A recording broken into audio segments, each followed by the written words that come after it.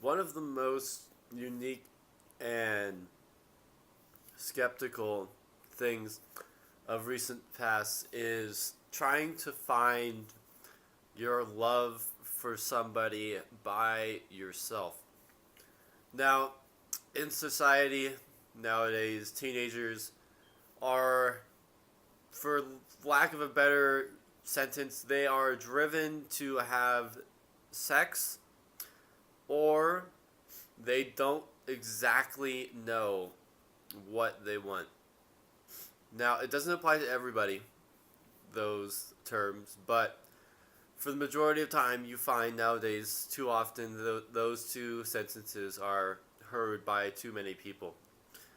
And only few, you know, 10-20% of people in high school can actually find their happiness or love for somebody that early. Most of them will have to wait till college or afterwards, which is completely fine. In fact, it's probably recommended since you could have your life found by then. But um, the way it's going right now is not the actual correct way to do things.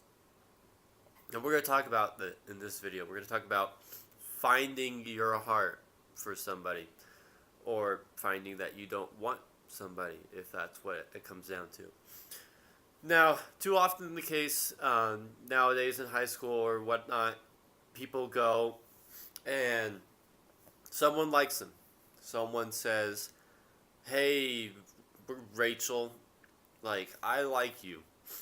And one of two things happens. Either she's going to know this and reciprocate it from having been friends with Tom for a while, or Tom likes Rachel, but they've barely talked, or they barely have been at the point where he should be able to say that. Now, both are fine. You can work with both of them, but here's what you gotta do. One, if you like somebody, don't be a Tom for option two. You have to talk to the person. You have to talk to the person about things that aren't just what's your favorite color, what's your favorite food, stuff like that. That's middle school stuff. When you actually want to develop a unique liking and love for somebody, you have to ask the hard questions. You have to ask things that challenge them on the inside. Like, who is your favorite parent? Who is your role model?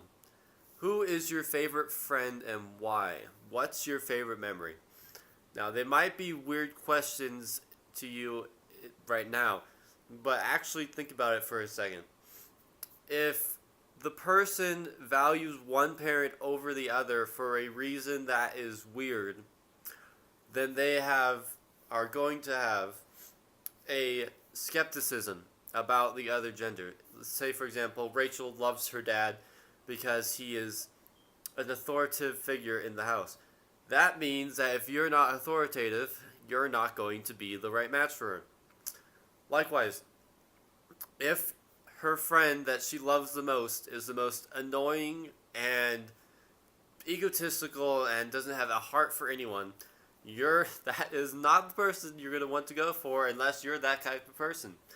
Because look at it in the big picture. The people that she loves now are the people that she's going to continue loving and look for in the future. So, know who you're wanting to like.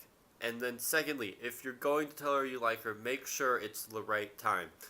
Don't just get emotions one day and go out and tell her that you're going to like her. That's not how this works. You gotta work it. You have to resonate with your heart. You gotta make sure that it's what it feels too, and not what just your head's feeling like doing. Because you know when it is the one. Not what anyone else tells you, is what you feel. Because there's a special feeling in your heart that happens when you're actually with someone that you actually love.